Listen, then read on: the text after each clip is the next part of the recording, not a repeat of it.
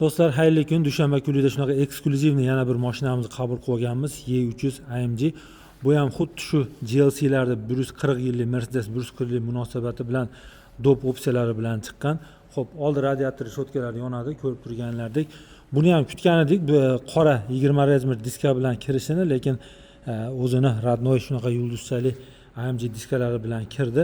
Xo'p, bu mashinamiz ham yangiliklardan orqa balon buriladi va pnevma qo'shilgan do'stlar.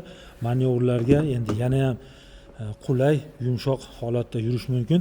Salonlarimizni bitta ko'rsatamiz. Shunaqa juda chiroyli dengiz toshlariga o'xshash shunaqa dizayn bilan chiqarilgan. Bilasizlar, AMG'lar ayniqsa tunda salon juda chiroyli turadi do'stlar.